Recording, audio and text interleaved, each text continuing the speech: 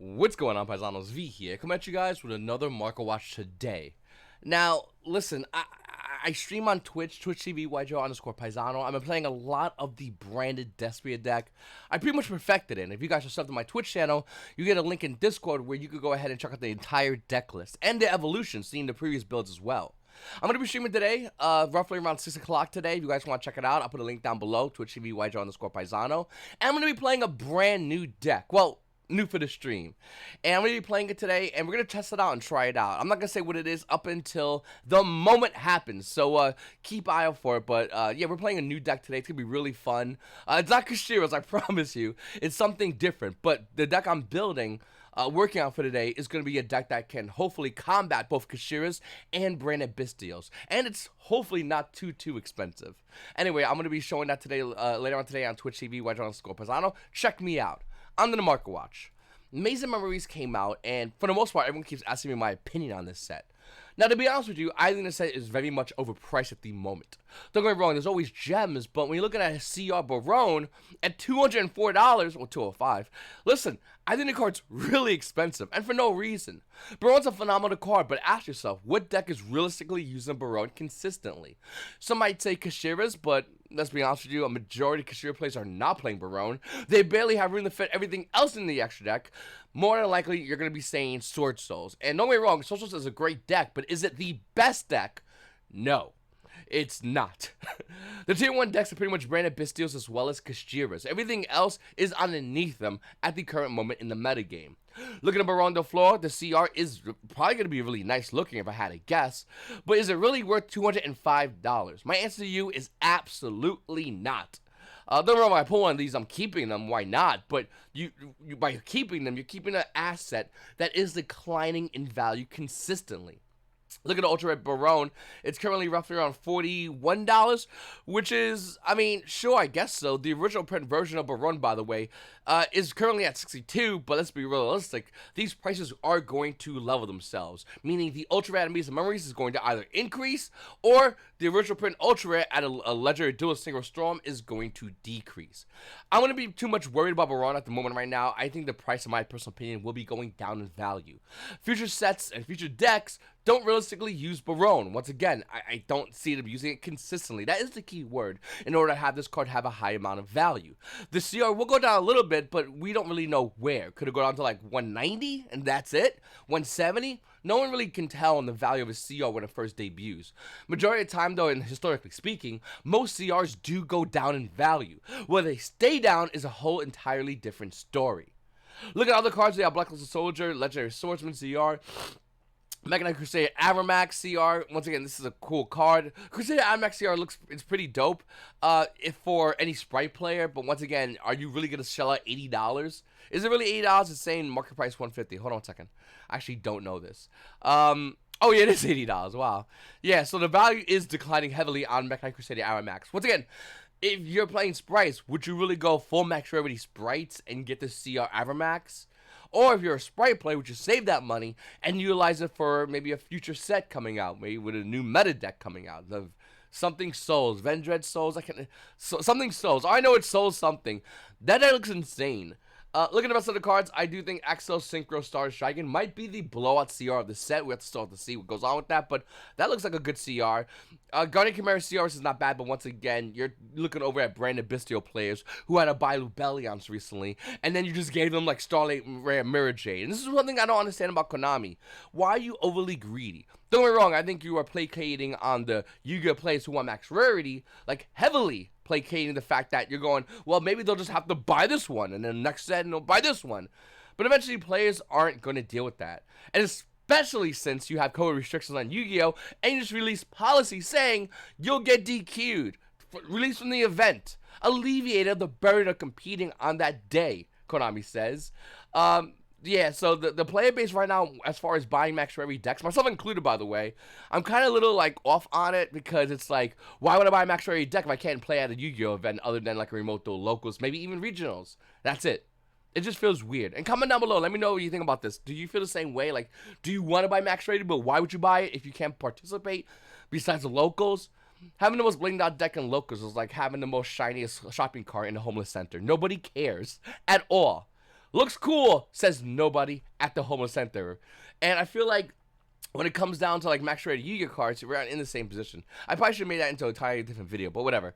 Nostalgia CR is a great card if you didn't release Nostalgia Ultimate Rare, but it is out there. So CR Nostalgia more than likely is going to be going down in value heavily. Don't get me wrong, it probably looks really nice, but you know what looks better? An Ultimate Rare, which you already released. Bad card. You could have made CR Ash, and people would have got that. Guardian Chimera, I already talked about that. Photon Hypernova is pretty cool. It's $30. Really low in value, but once again, short. Is it really 30?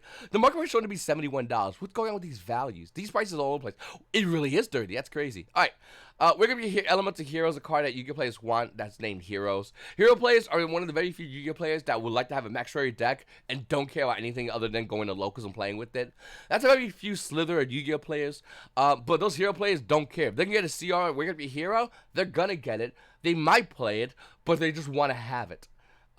I mean, there's a lot of other great cards here. Teardrop the Rika Queen, finally. The CR is like 50. The card at one point, the regular CR at one point went up to that value, so it's cool to see that. Axel Synchro Stars Dragon should not be $20. This card is super undervalued. I think this card is a sleeper card. To be honest with you, I wouldn't be surprised if this card starts rising in value. I only think you need to buy one. And if you want, you can buy the CR for sure, but once again, like I said earlier, why? $20 is not a bad value for a card that has amazing potential. This card is heavily slept on right now, and I think a lot of Yu-Gi-Oh players are going to eventually start seeing that, in my opinion. Alright. Up next, we have Photon Hypernova, declining values. Now, with every Yu-Gi-Oh set, especially core sets, even if it has like meta decks, the value continually declines. It just is what it is. I mean, Yu-Gi-Oh players go, wow, that deck is really good. Konami's probably going to immediately hit it to make room for new decks to sell us.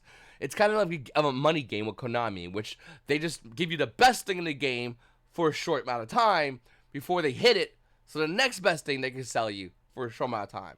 There's also a chance that it gets power crept, which Yu-Gi-Oh players normally like, and around national season, the decks you play with right now, more than likely get power crept. Sometimes they do get hit, but for the most part, I think power crept seems more reasonable.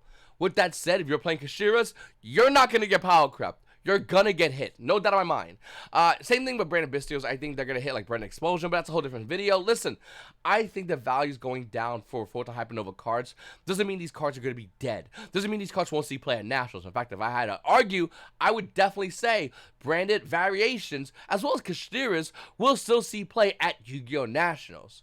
Will it see play in mass? We don't know. I think the best card, I said this before already, is Triple Tactics Trust. Behind that, Great Keeper's Inscription. These are two of the best cards in the set. I already got my playset of Triple Tactics Trust. That card is not $63, by the way. That card is way more money. That card's roughly around $71. I'm dead serious. This card's just like Triple Tactics Talents. It's just like Forbidden Droplet. When it first came out, it was so undervalued because nobody cared about it until everyone wanted it. And then what happened? The cards went up past $100. Can it happen with Thrust? Potentially, yes, actually. Decks like Skystrikers have recently been topping and winning events because they've been abusing Thrust. Thrust is a spell. You activate a monster effect, cool. Thrust Search Engage. Thrust Search Evenly. Thrust Search Dark Rule No More. Thrust Search whatever the hell they want to search, and you're going to sit there and watch it happen. Triple Tactics Thrust is a phenomenal card when you're looking to play a deck like Sky Strikers. It's going to utilize the best part of your deck. And maybe we'll get a second Engage, and at that point, we might be talking about Strikers at Nationals, potentially. Nevertheless, Triple Tactics is a phenomenal card, and I think a lot of Yu-Gi-Oh players need to start getting this card before it gets too expensive. Could it go lower? Sure. Photon Hypernova as a set overall has been going lower, but Thrust has not. Think about it. Triple Tactics Thrust debuted in the set at roughly around 75. It's roughly around 70, and that's it. People are still buying this card. I mean, today alone, I mean, you can see over here, look at sales history. Today alone, look how many people have bought Thrust. Yesterday, look how many people have bought this card. Like, that is a crazy amount of people buying a $70+ card. Why are they doing that, you might ask yourself? Simple. This card is a must-have in a side deck, and in a deck like Sky Strikers, you need this card. Mark my words, you're going to be looking for this card in the future. Great Keeper's Inscription is yet another great card. It's a lot slower, but still a good card overall. It's roughly around $5. Now, myself personally, I'm getting a box of Photon Hypernova, so I'm going to crack that. And if I pull one, then I'll just buy two.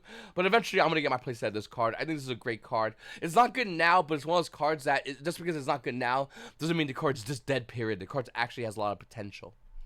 Pot of Prosperities has been rising in value. We know this already. In fact, the new Souls, I can keep saying Souls deck because I know Konami's gonna change the name to like Huggy Care Bear Kisses, but like something Souls, like Vendread Souls or Vendread, whatever it is, Souls deck that looks really good.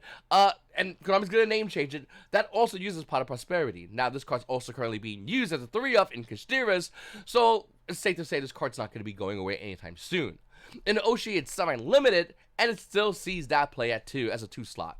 The Starlight has been rising high in value. The Seeker is rising high in value.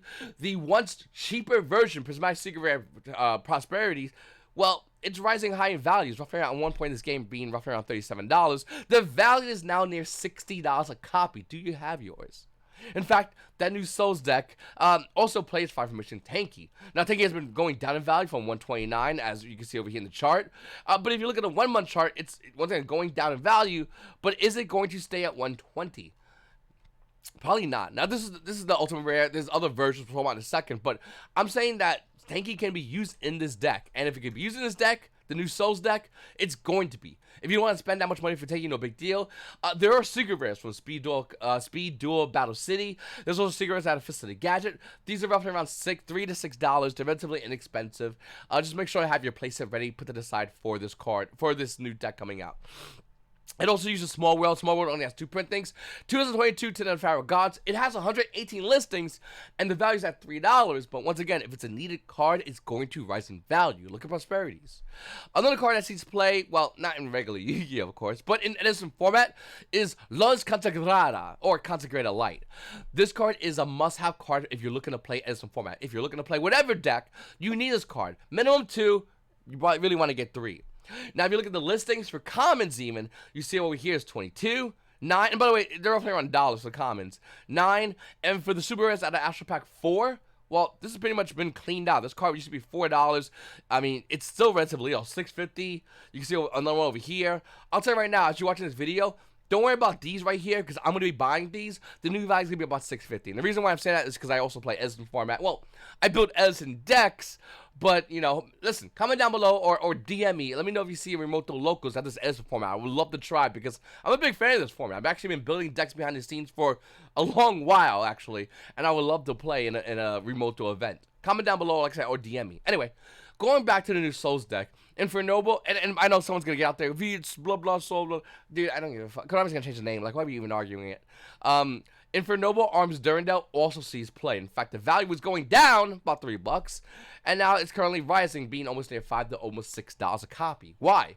Well, 2 reasons. 1, the new Souls deck plays this card, and 2, hype behind Infernobyls. Now, I'm going to stop right there and say I have not read none of the new Infernobyl cards. I have zero idea what they do. One of them can say Mill 40. Another one can say Mill 40. I have no idea. But what I do know is Infernobyl is a deck that, well, used to be really good for the really bad reasons.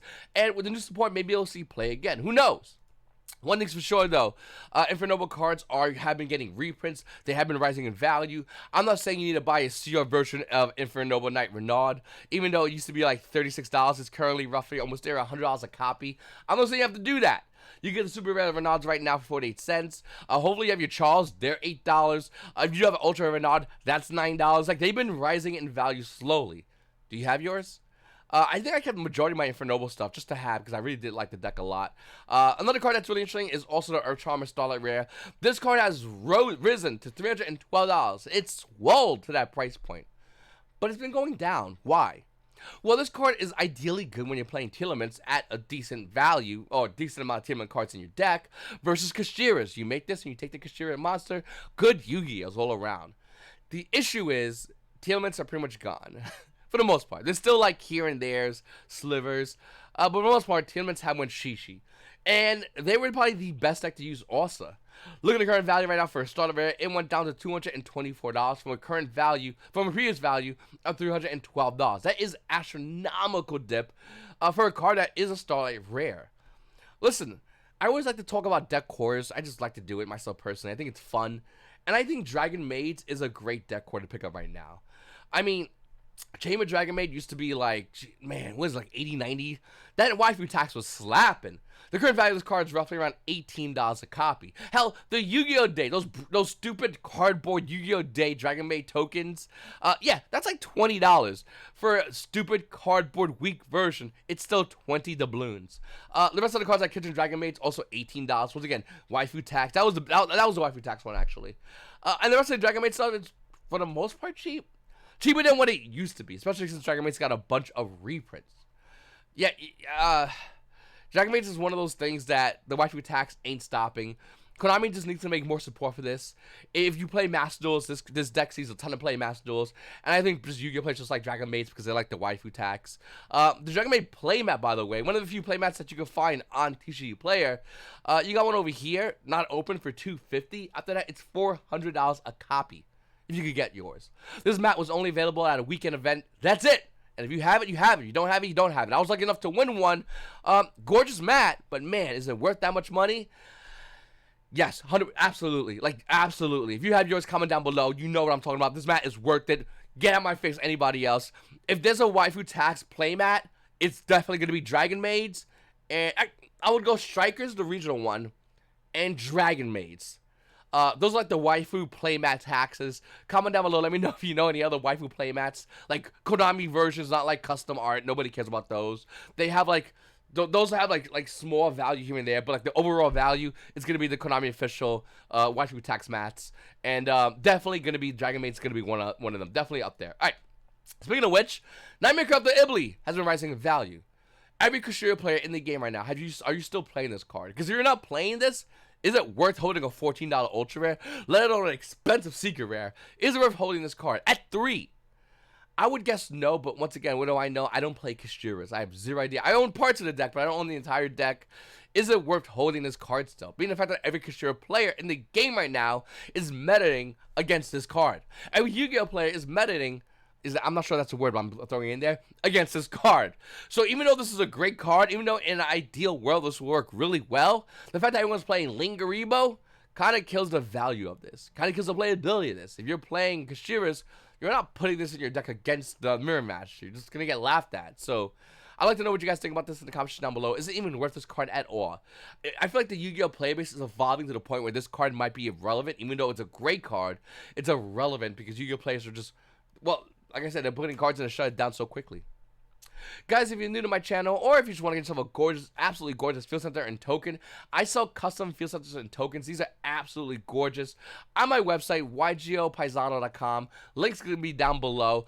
Orders over $25. Shipping is free. Everything ships tracked. You'll get tracking immediately on your orders. Make sure to go to my website. Once again, it's YuGiOHPaisano.com. Go check it out. Got some good stuff there. And let me know what you guys think about everything happening as far as Maids and Memories, as far as new sets, as far as the current meta game. Comment down below. Let me know what do you think is the best right now. Is it good to buy these cards and play current meta? Is it good to get max rarity? Maybe I'm wrong. V. No, max rarity is great. Get max rarity at locals. Or realistically, is it just good to wait to see about Konami just stopping the stupid COVID mandates so majority of the play basically come back to play the game competitively? Or is it Edison format time? Seriously, I want to play Edison format like really badly.